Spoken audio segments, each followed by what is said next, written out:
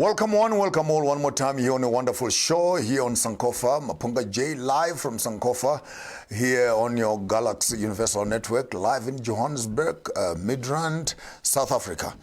Tonight we are I'm going to be taking through one of the books that I have written entitled, So You Want to Be the Master. So You Want to Be the Master. I produced this one and I released it in the United States of America under the publishers called iUniverse Publishers. Then later on I managed to do another edition and we edited this one, which is a South African version of the same book. So basically this is the one and the same book which is available. And this one is So You Want to Be the Master, the South African version.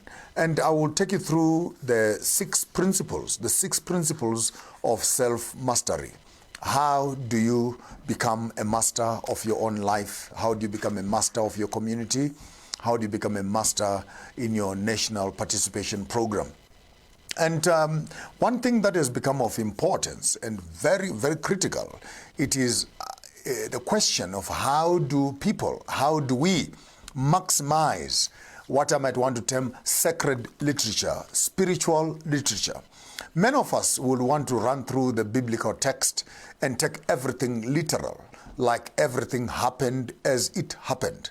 But sometimes we must also take note that some of the illustrations that are used in the biblical text are not necessarily events that happened, but they are events that are story form. And when they are stories, the question is, what is it that is in the story that the one who is narrating the story intends to mention? If you can master this process of mental aligning, you may find that many of the biblical stories, be it the crossing of the children of Israel over the Red Sea, be it the turning of water into wine, be it the feeding of the 5,000, and many other stories that you have come to collect to yourselves as biblical stories. The question is, what is the moral of the story? And the story I'm going to be using tonight is a very, very important story because this is related by what I might want to call a master teacher, Yeshua himself, or Yahuwah, or Yahoshua, or Yeshua himself, when he related the story of the Good Samaritan. Take note that this story did not happen. It is a parable.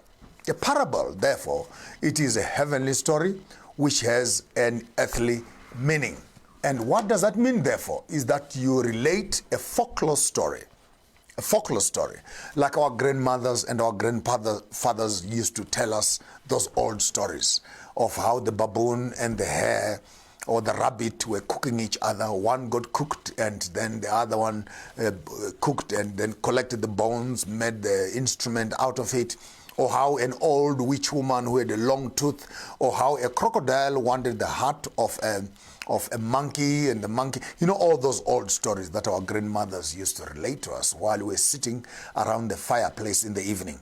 Tonight, I want to take you through the story found in the book of Mark chapter 10, and Luke chapter 10 rather. Luke chapter 10 relates a story, and that story was a parable. A teacher of the law, an advocate, walked up to the master and he said, "How can I be saved?" And the master then said to him, "You must be born again."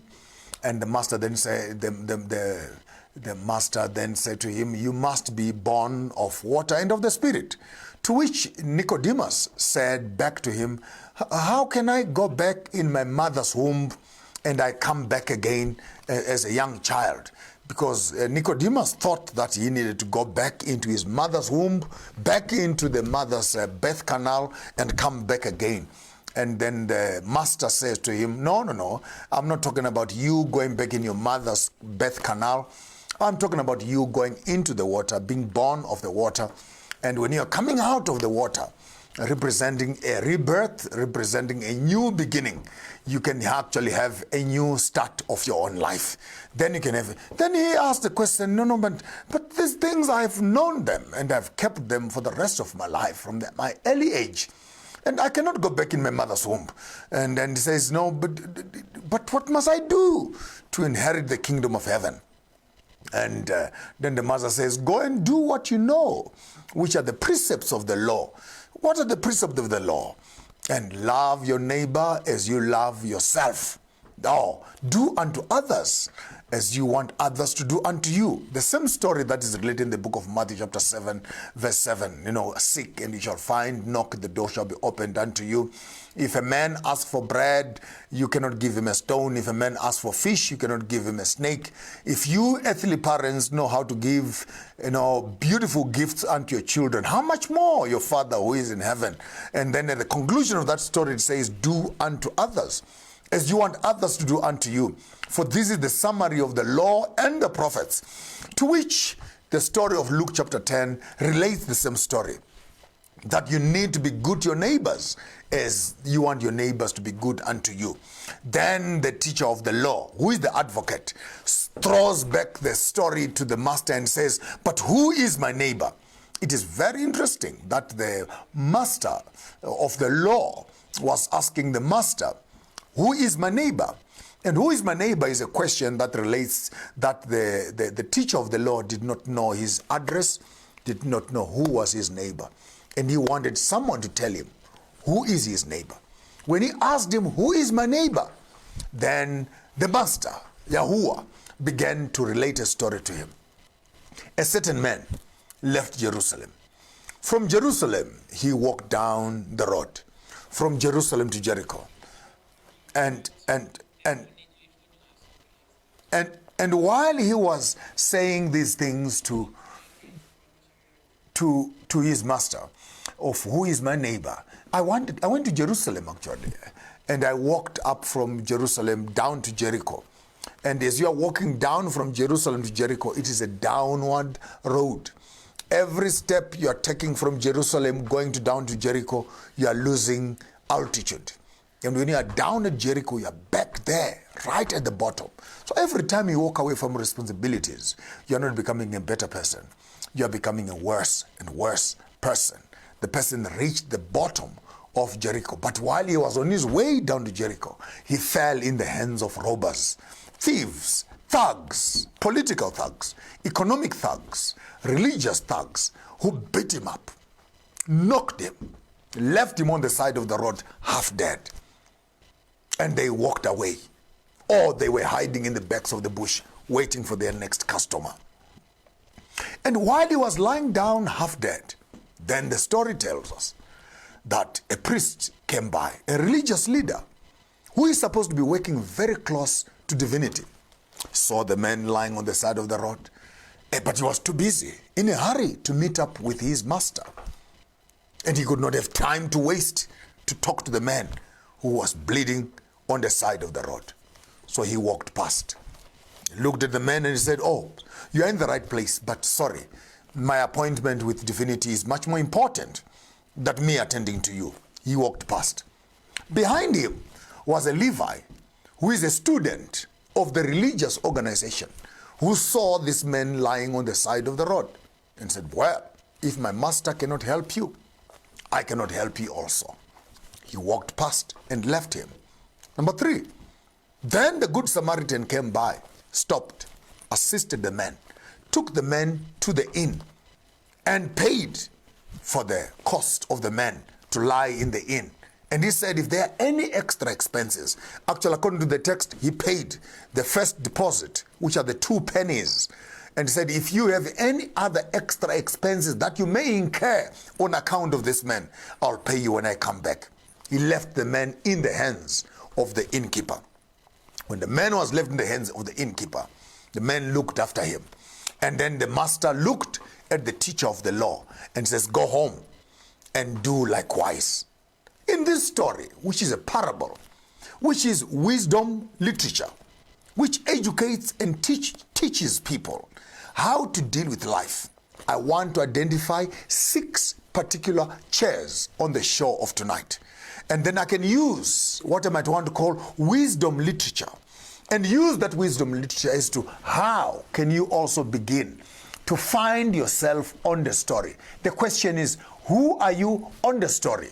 So the first chair is the chair which I want to designate to a man I want to call the walker. The walker is the man who walks away from Jerusalem to Jericho, from perfection, from holiness, from purity, from goodness, from the upward road and lifestyle. He decides, I am going down. And as he's walking down, he meets chair number 2. Chair number 2 belongs to the thief. The thief, the thugs, the robbers who are waiting on the sideway of life. These robbers can be economic robbers, relationship robbers, emotional robbers, political robbers, and any other type of robbers that you meet on the sideway of life. While you are traveling on the sideway of life, while Africa is traveling on the sideway of life, while the economics of the world is traveling on, who are the thieves who are waiting on the side of the road? And these thieves, their intention is not safety for the walker. It is how do we access, how do we get, how do we rob, how do we steal, how do we take away from this man what we think belongs to him, that it must belong to us. They beat the man, leave him on the side of the road, bleeding, leaving him half dead. Chair number 3. These are the religious snobs. These are the people who are too occupied with their appointments with destiny. And they have no time to waste and stop and help and assist. They look at a person who is bleeding on the side of the road and say, you are at the right place at the right time. But I'm too preoccupied with other events and other activities. I'm sorry, I cannot help you. They walk past in life. These are the people who find other people bleeding, dying on the side of the road. But their appointments with other events don't allow them to stop and assist. Therefore, they walk away. Behind them, number 4, is the Levi. The Levi, I call them the bed learners. These are the people who say, if my boss, if my manager, if the one ahead of me, if the one who leads me could not assist you, why do you think that I must assist you? These are the people who find situations that demand for them to act upon. But because those that have gone ahead of them could not assist, they don't find it in themselves to help you also. I call them bed learners. He also walks past and say, me and the big boss were in the same WhatsApp group. If he cannot help you, I cannot help you also. He walks past. Number 5 is the Good Samaritan, who walks down the same road. His question is different. It's not what will happen to me if I help this man, but what will happen to this man if I don't help him. The words of Martin Luther himself. Martin Luther King Jr., the priest and the pastor from the United States of America, mentions those words in one of his books. It's not the question of what will happen to me if I help this man. The real question is, what will happen to this man if I don't help him? To which he stops. Take note, number 1. Stop in life. Get off your high horse. After getting off your high horse, go down where the other people are who need your assistance. You don't just get down. Touch other people. Ministry of hands. Reaching out and touching those that are wounded and broken on the sides of the road. Touches the man. The touching ministry does not only touch him, takes the wine that he was carrying with him, pours it on the wounds. Oh, take note, wine like spirit, it is itchy and painful when it is poured on the wounds. That disinfects the wounds. You cannot bandage damaged and soiled wounds. They will rot. Clean them up first. I'm going to come back to this principle a bit later on. Clean the wound. After you've cleaned up the wound, he reaches out in his bag again and collects oil and pours on the wound. That's for healing purposes. And goes back in his bag again, picks up the bandages and bandages this man. After bandaging the man, lifts up the man and puts him up on his donkey.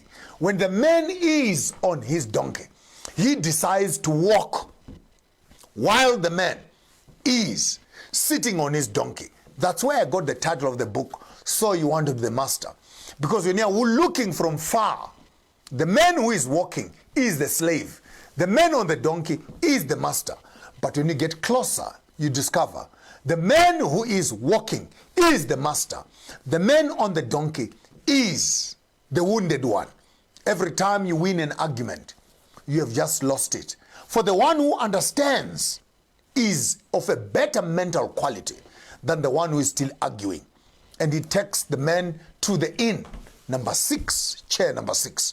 The innkeeper, who is welcoming, prepared his house to welcome those that are broken on the sides of the road, takes him into his own accommodation where he looks after him, to which the master pays, sacrifices his own benefits for the benefit of the other, puts down his money to recuperate the life of the other, sacrifices his own comfort for this one who is wounded. And he says, please, look after this man. If there are any other extra expenses that you will incur on account of this man, I will pay you when I come back. To which he goes away. That is the story as we find it in wisdom literature. On the program of tonight, I want us to begin to unpack that story and share with us, how do we read intelligent spiritual literature and deduct from it spiritual lessons. This goes for our African folklore stories. This goes for many, if not most, of the biblical stories. How do we make sense out of these biblical stories? There is one perspective when people take the biblical story as literal stories. But the story I'm sharing with you tonight is actually a parable story, meaning to say it's a heavenly story with an earthly meaning. What are the earthly meanings? What are the earthly dynamics? What is it that from tonight's program you can take home and begin to understand on the story of the Good Samaritan? How do you become a Good Samaritan? Or rather, which chair are you occupying on this biblical story? If you understand this story, you can take the story of Zacchaeus, take the story of Mary and the birth of Yeshua, take the story of the feeding of the 5,000, take all the stories that you may find in the Bible, the story of Hezekiah, or the story of Joachim, or the story of Nahum, or the story of Naomi, or the story of Paul, or the story of Eutychus. What are the moral stories of this beautiful wisdom literature? What is it that you can take out of them story and make it into your practical lifestyle? Today, I want to take you on a theological interpretation of Scripture, particularly focusing on biblical wisdom literature and finding spiritual lessons which you, your church, your country, and your continent can apply. And within these stories, here is the wisdom from the farmers of thought. And the first farm is the farm between your two ears. How do you think? The next farm is the farm between your legs. Who is farming on your farm? And what are you harvesting from it? The third farm is the farm underneath your feet. Who owns your land? For whoever owns your land underneath your feet, whoever owns your reproduction, whoever owns the land between your two ears, owns your blessings. And the man who does not own his land between his two ears cannot own the land between his legs, cannot own the land underneath his feet. And therefore, you need to learn how to become a farmer of thought. My name is Maponga J, live from Galaxy Universal Network, sharing with the African continent how to own the estate between our ears, between our legs, and underneath our feet. A man who does not own the land between his legs cannot own the land underneath his feet. Every man must have two wives. The first wife is the wife of land. The second wife is the land and the woman who will give him children. And therefore, before you make my daughter pregnant, you must make sure that you've made the land pregnant. For the first wife, the land will look after the next wife. who is your physical wife that you make children with. Here on Farmers of Thought, we are assisting you as the African continent to begin to develop tools of thinking, tools of intellectual excellence. How do we use wisdom literature? How do we use spiritual literature? How do we translate the biblical stories and finding the material that will assist us as African people to begin to develop a narrative of interpreting, understanding our challenges as we are developing into the next generation. Stay with us. We'll be back with you right after the break as we are finding many other interpretations on how do we use biblical stories and finding physical, political, economic, cultural, and religious interpretation of these stories. Stay with us. We'll be back with you right after the break. The book is entitled, So You Want to Be the Master. I want you to eat healthy food because it's delicious. Make massive moves. Would you like another one? I love it. I love this too. This is amazing. The grits are so creamy. Oh, I take pride in my grits. No, so flavorful. I think that looks wonderful. Yeah. It's so incredible.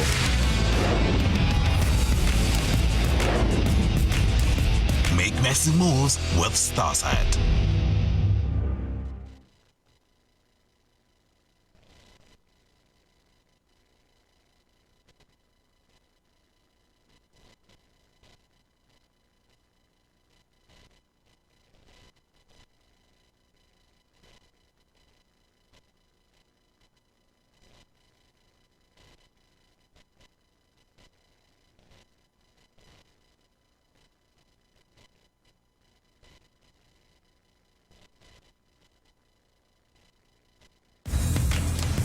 Make massive moves. Bible is human and divine, It's important for us to remember. and I'm part of God's story. God is sealing you. God says what he means, and he means what he says. God is good. I am very grateful to God. I am healed. Amen. Make massive moves with Starsight. As we continue to discuss So You Want to Be the Master, the book is available. The contact details will be found at the bottom of the page as we are going through. This is the first book that I actually wrote, and the intention of the book was to develop the African mind, that we must not get bogged down on theological dogma. We must not get locked up in theological explanation of what the Bible says. You, as a reader of wisdom literature, you must have a mind that transcends the pastoral dogma and find the meaning of the story within the story. Therefore, I've given you the first 6 chairs. The first chair belongs to the walker. The next chair belongs to the robbers. The third chair belongs to the priests, pastors, and the prophets. The fourth chair belongs to the Levites, the bad learners. The fifth chair belongs to the good Samaritan. And the sixth chair belongs to the innkeeper. And as you are listening to this program tonight, I want you to find out which chair are you sitting on. Be it in your relationship, be it in your community, be it in your political space. As we unpack these 6 chairs, I want to take you through the process of how do you become a master. One of the key statements that I put in the book is entitled, Run a Breakdown Service on the Highway of Life. Run the breakdown service on the highway of life. Let's start off with the first person, who is the walker. The walker is the person who is living in perfection. Have you not lived with those people? When everything is perfect, then they're asking, what is wrong? There are people who are basically designed not to live in purity, blessings, honor, cleanliness, and order. These are the type of people, when you buy them flowers, they say, what's wrong? Because in them, there must be a problem to solve. In their own lives, they've not accepted that sometimes perfection can prevail. There are times in your life where things are just perfect. Mom, dad, grandfather, grandmother, aunt, uncle, children. Everything that you wish is here. And the person says, I don't like all this. I must walk away from all this. Because they want to experience life in another realm. When other people are crying that they don't have a mother, or they don't have a father, or they don't have a family, or they don't have an aunt, there are people in our experience who have everything perfect in their lives. But in the midst of perfection, they still want to walk away. They don't want it as it is. They want it. But take note, every moment you walk away from a perfect environment, you are not getting better. You are getting worse and worse and worse. Geographically speaking, every step of the way from Jerusalem to Jericho, you are losing altitude.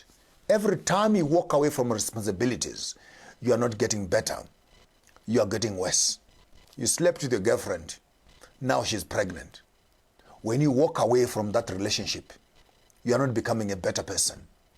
You are becoming worse. When you have made a mess and you run away from that mess instead of facing up with your responsibility, you are not becoming better. You are becoming worse. The first group of people we find in the community today, I want to name them workers. Workers are those who are busy running away from responsibility and responsibilities. Take note, when you walk away from responsibilities, you are bound to meet person number 2.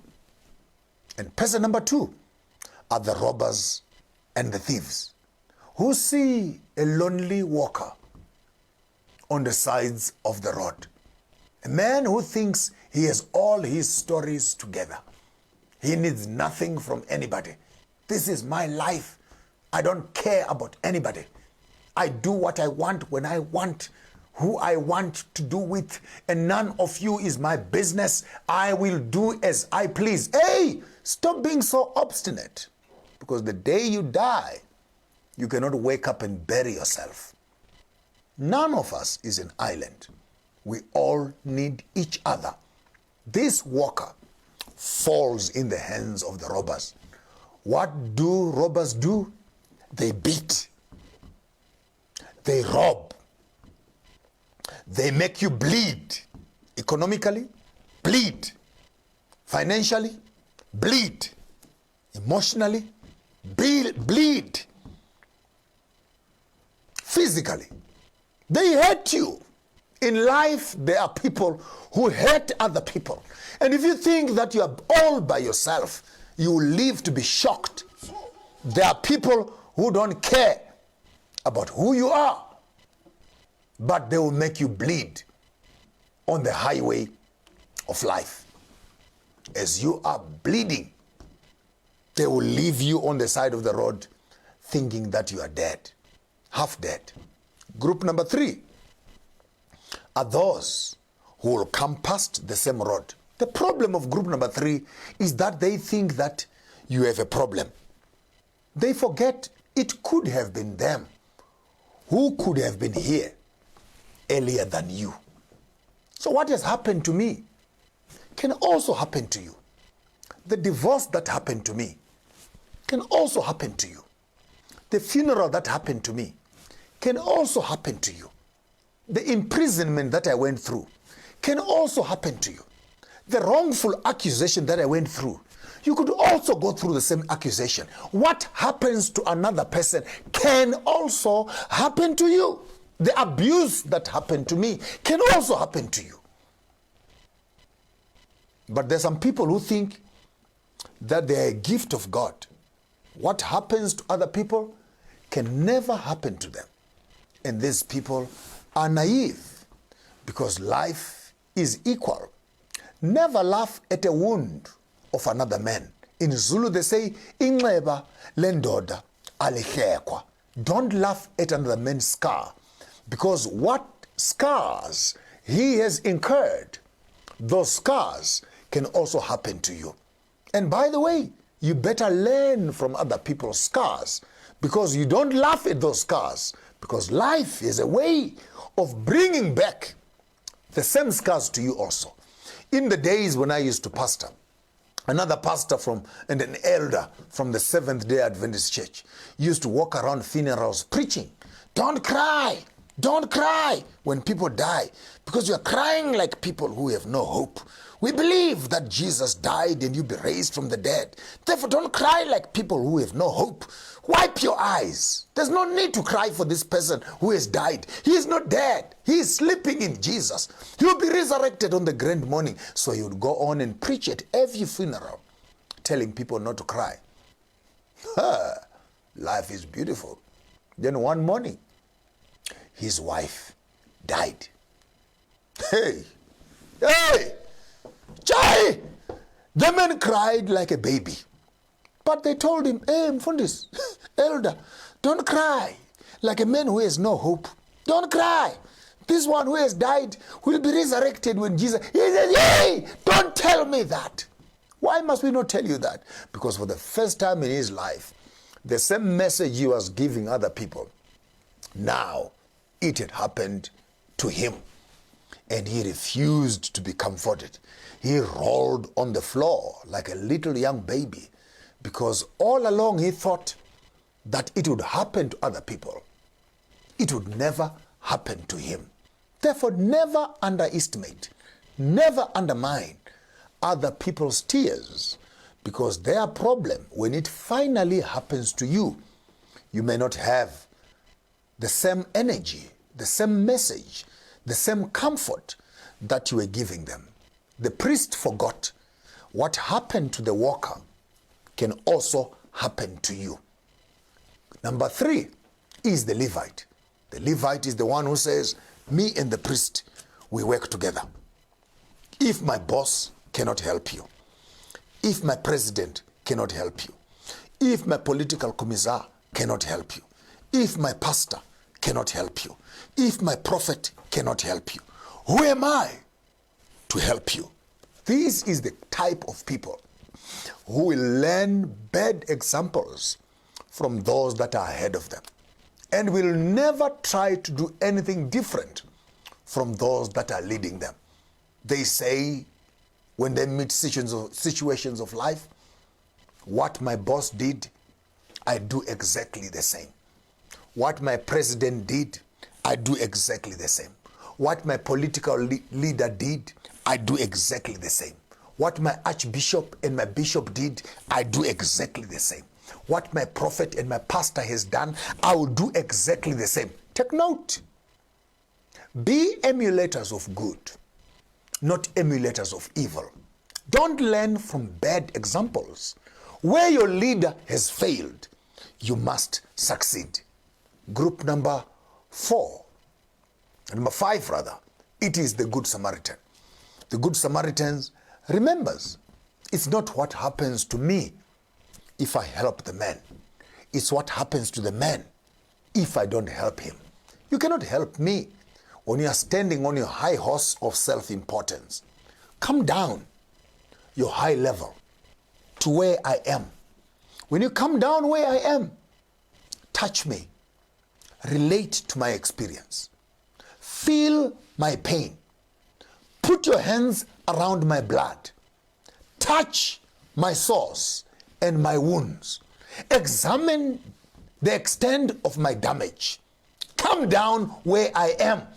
Don't use your remote control and say, yeah, this, you must do it like this, you must do it like that. Hey, come down here where I am bleeding. This is where many of our pastors and political and economic leaders are failing, because they want to tell us what to do.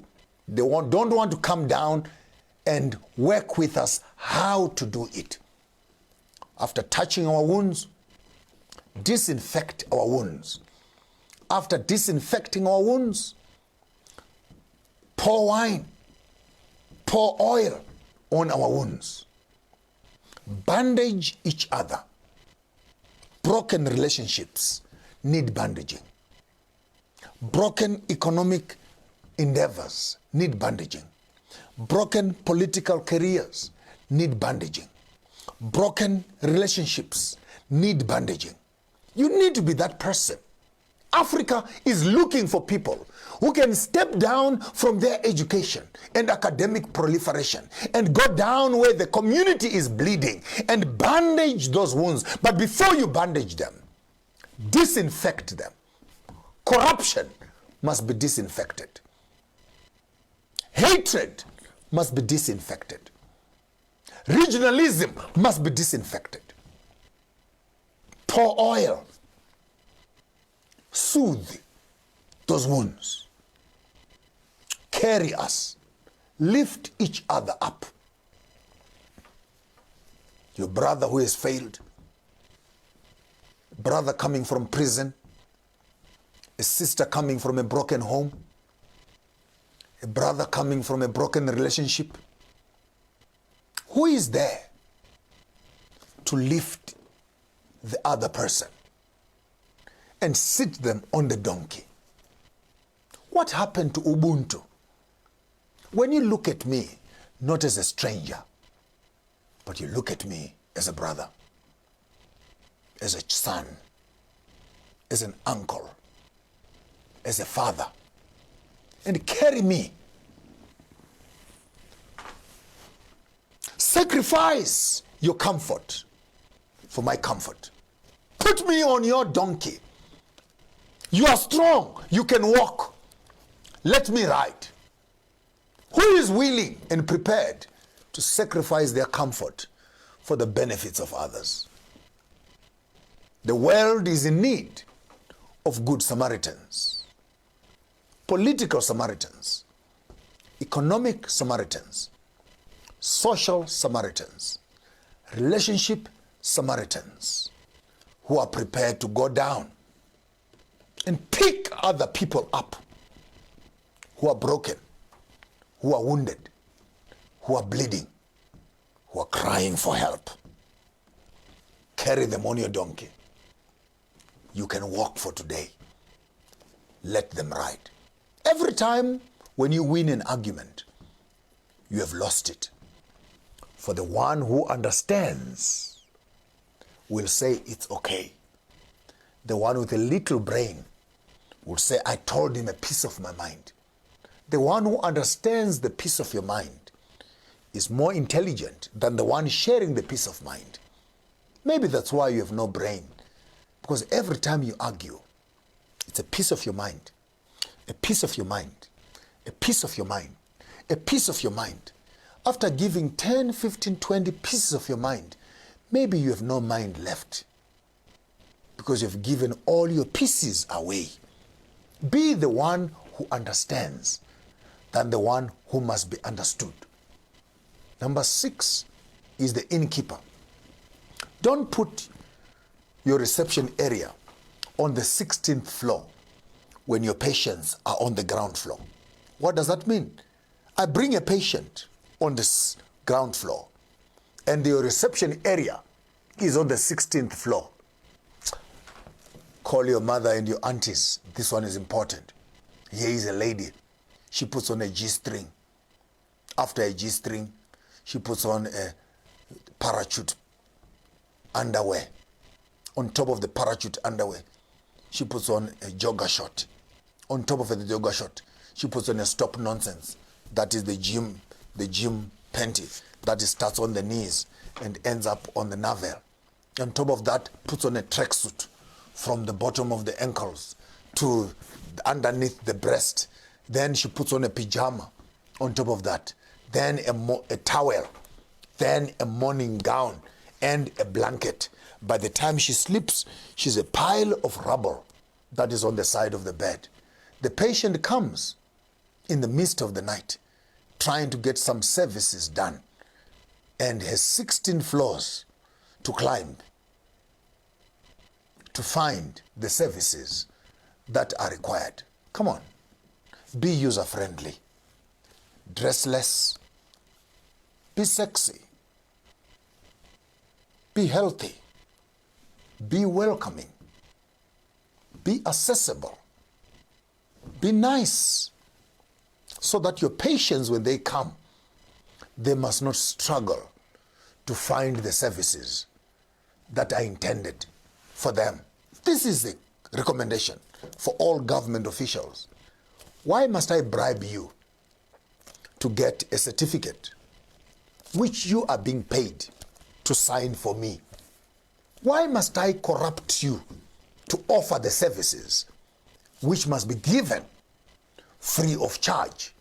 This is how Africa has disintegrated, because many of the innkeepers who must be giving services freely to their communities, water to the communities, roads to the communities, health to the communities, they still want a bribe to offer those services. As an innkeeper, offer services, which I call service delivery. When I used to run government projects using this book, I would call it service delivery for community-based projects. Make sure that you offer services to the people who need the services, and you don't need to be bribed. Sometimes the bribe must be the fact that you have done what you must do, and the comfort of your bribe must be that I have done what I must do, and I don't need anything in return for it. Let your comfort and your payment be you have done what is right. The concept that you have done it right must be your payment. Unfortunately, we don't have people who have a sense of Ubuntu to do unto others what you want others to do unto you. Imagine, this person could be your mother. This person bleeding on the side of the road could be your child. This one could be your husband, could be your wife. Would you want a bribe to offer them services? And if you knew that it is your relative, what would you do without soliciting for payment to offer that service? This is the basic principle of Ubuntu. The story I'm sharing with you tonight of the Good Samaritan is that on the continent of Africa, we begin to look for each other on the 6 chairs that I've given to you. Are you the walker? Are you the thief? Are you the Levi? Are you the Good Samaritan? Are you the innkeeper? When you establish these 6 chairs, the 6 chairs of life, then you might want to establish for yourself, what is it that Africa needs to do? What is it that your country needs to do? What is it that your family needs to do? And immediately we can identify these 6 chairs, and all of us can sit on these 6 chairs. We can begin to discuss, how do we make Africa a better continent for ourselves and those that are around us? When we come back after the break, we conclude on this story of the Good Samaritan. Which chair are you sitting on? Make massive moves. The space race has already started. Russia had got the first object into space. The coast is as wild today as it was when Europeans settled the continent. Enormous beasts with enormous thirst. The teams are primed and ready. They got the first animal in space, and they've got the first person. Time to see what the boys can do. Make massive moves with Starsat. Make massive moves. How can you say that? That is what it is. Your mother eloped with someone else. I just think this is such a genius idea. I think it's amazing. I can be happy. It's inside you. It's inside of all of us. It's about cooking smart that are nutritious and delicious. President Trump acknowledging the coronavirus death toll could be significantly higher. We don't want to do this. There is nothing you can take. Jerusalem. Surviving roommates scared. The heavyweights arrive. Inside, So you want to be the master in this pathway of life.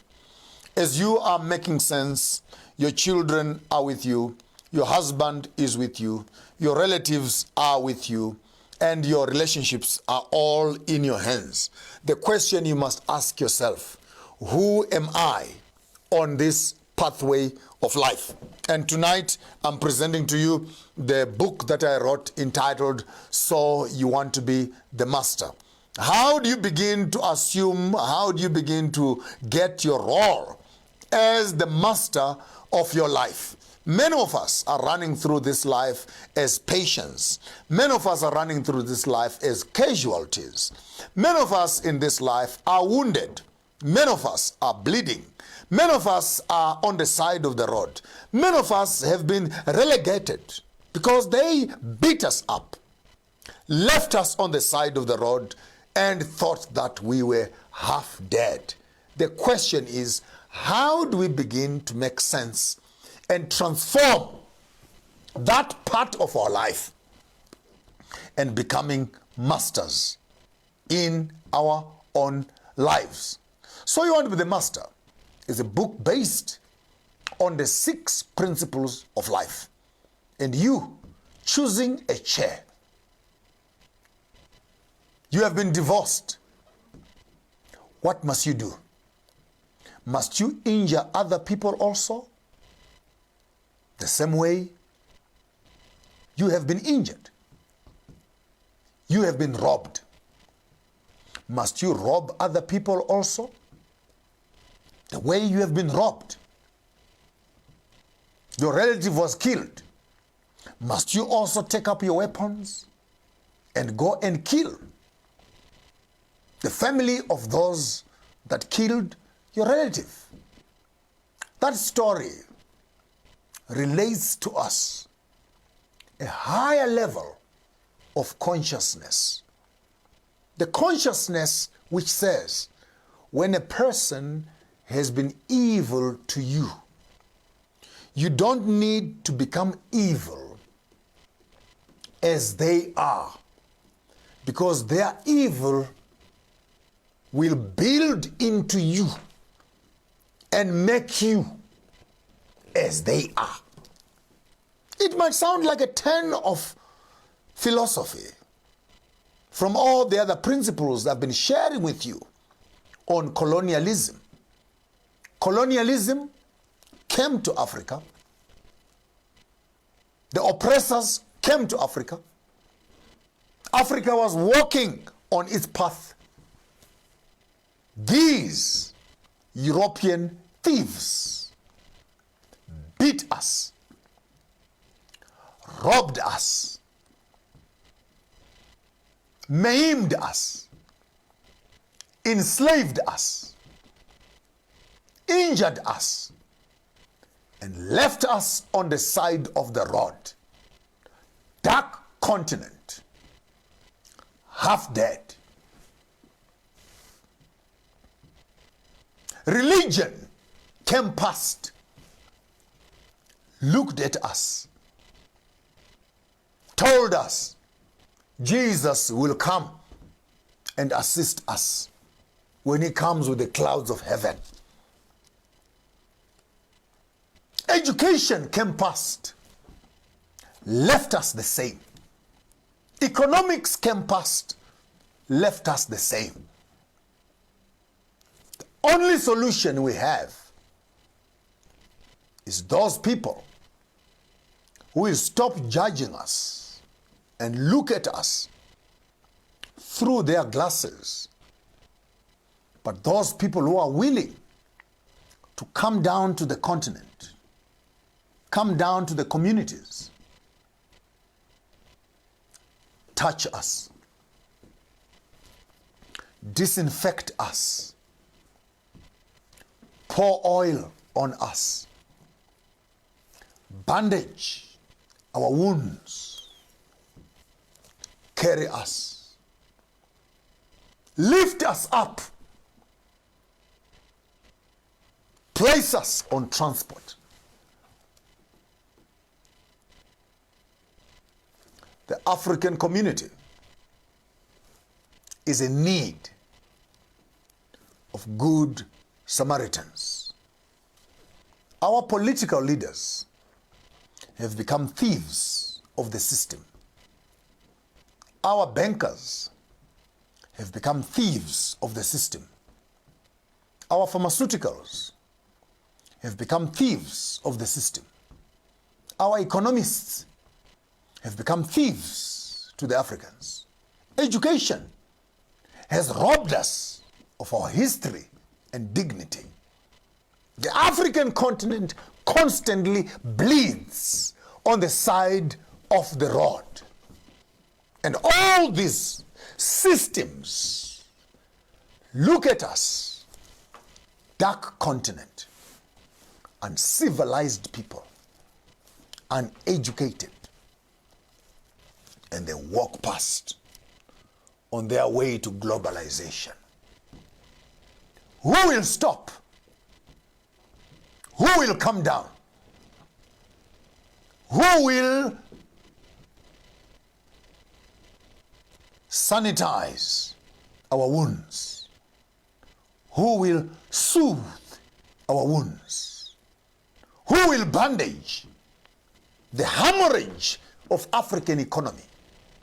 The hemorrhage of African resources, the hemorrhage of African human resource being drained into America and into Europe and into Australia. Who will stop the hemorrhage and bandage the African narrative? Who will lift Africa from the hands of the thieves and transport Africa to a place of resuscitation, a place of hope, a place of recuperation, a place of healing? Who will heal the continent and lift the continent from the side of the road into the inn? Will SADC do that? Will Africa Union do that? Will COMESA do that? Will WTA do that? Will World Health Organization do that? Will OAU do that? Who will stop on the side of this road and lift the continent from the pain of social, economic, political hemorrhage that is happening on the continent? Who will bandage these wounds and carry the continent to an inn where, as a continent, we can begin to recover? So you want to be the master? Every one of us, as citizens on the continent, we need to carry a breakdown kit, a first aid kit on the highway of life. Don't do to them what they have done to you. Don't revenge to them the damage they have caused you. Develop your mind to a superior level. Don't become like the enemy. Become the master. The book is available. My numbers are at the bottom of the screen. 07939297777. 07939297777. Order your copy and let's begin to use spiritual literature and use it to develop political, economic, and social tools that we can use to begin to transform our communities.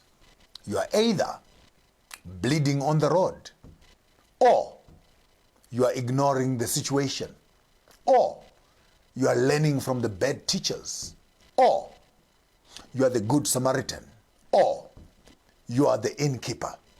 The choice is in your hand. Which position do you assume on this highway of life? So you want to be the master is the question. Can you assume your position on this highway of life? Your host for tonight, Maponga J. Chigaramboko, Garamashamba Huda. Chirera na wana bebanji. Makumba mana, mwesinde we shano. Wana matanga kugara. Wana chigara mabwe matanda anowora. Chibwe chiteza chinotezera wari kure. Varpedu anutamba nacho. Mutambo uri paro ware. Wacheru vemangora na vapfuri vayo. Wira miti ya sose. Chiramba kusesera. Mpona ngokuba. Wane maja kumagaro. Wanopembera na machira machena. Chira na wane wevanji. Wira miti ya sose. Tisu wana watovera wana wa mrenga. Until we meet you again on this your wonderful show, Sankofa. Don't do what I wouldn't do. If you decide to do it better. So you want to.